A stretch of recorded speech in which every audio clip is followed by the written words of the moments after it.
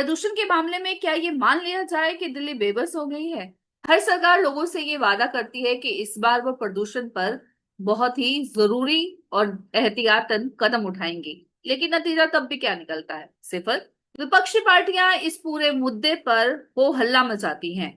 लोगों को लगता है कि दबाव पड़ेगा तो शायद सरकार कुछ करे, लेकिन तब भी नतीजा क्या निकलता है? इसलिए क्या अब ये मान लिया जाए कि प्रदूषण के मामले में दिल्ली बेबस हो गई है? ये कहा जा सकता है कि हमें इतनी नकारात्मक सोच को नहीं रखना चाहिए, लेकिन आज के जो हालात हैं उन्हें देखकर क्या कहा जाए?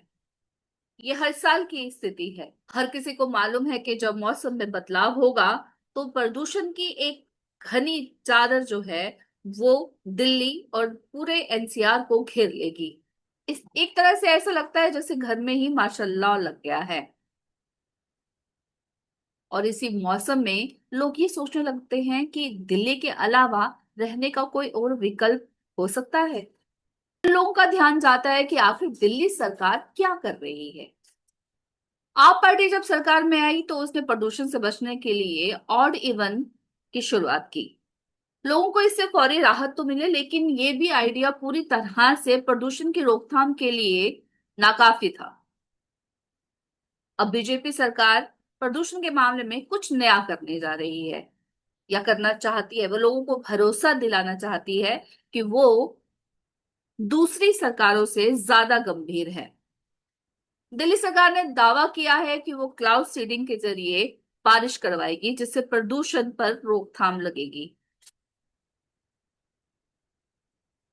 लोगों को हालांकि इस क्लाउड सीडिंग के बारे में जानकारी कम है। क्लाउड सीडिंग का मतलब आर्टिफिशियल बारिश करना, जो प्रदूषण का एक लेयर जो है वो वातावरण पर छा गया है, तो वो क्लाउड सीडिंग के जरिए, आर्टिफिशियल बारिश के जरिए सरकार ये चाहती है कि वो उससे प्रदूषण से राहत मिलेगी आर्टिफिशियल बारिश कराकर।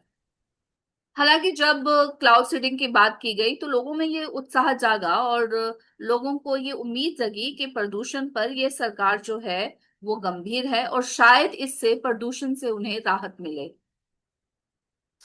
लेकिन नतीजा फिर वही जस का तस रहा, क्योंकि क्लाउड सीडिंग का प्रयास जो है वो विफल रहा। एक बार क्लाउड सीडिंग की कोशिश की गई, विफल रही। दोबारा कोशिश की गई, वो भी विफल रही। वैज्ञानिकों का ये कहना था कि इस विफलता के पीछे का रीजन था वातावरण में नमी की कमी। अब आम आदमी पार्टी जो है वो सरकार पर आरोप लगा रही है कि ये अ, बेकार का शोर शराबा जो है दिल्ली सरकार कर रही है और दिल्ली वासियों की गाड़ी कमाई जो है उसे बर्बाद किया जा रहा है। अब सवाल ये है कि दिल्ली वासी कब तक प्रदूषण का दर्द झेलते रहेंगे? लेकिन सबसे महत्वपूर्ण बात यह है कि प्रदूषण के जो असली कारण हैं, क्या उन पर कभी बात की जाती है? दिल्ली की बढ़ती जनसंख्या जो दिल्ली का दम घोट रही है, क्या उस पे बात की जाती है? दिल्ली का जनसंख्या विस्फोट, शहरीकरण, सड़कों पर बढ़ते वाहनों की संख्या, उद्योगों की संख्या और कूड़ा जलाना इत्यादि ऐसे महत्वपूर्ण कारक हैं जिन पर क्या बात की जाती है?